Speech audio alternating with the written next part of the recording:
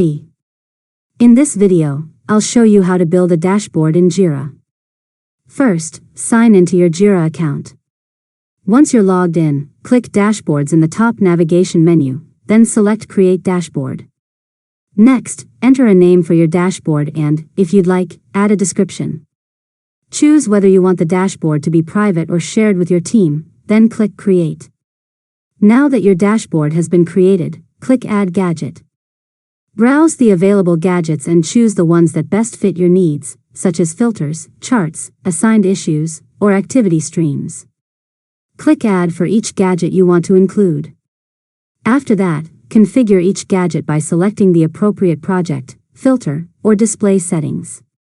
You can also drag and drop the gadgets to rearrange the layout and organize your dashboard the way you prefer. Once you're happy with the setup, your dashboard will automatically save your changes. You can return at any time to edit the layout, add new gadgets, or share the dashboard with other team members. And that's it. You've successfully learned how to build a dashboard in Jira.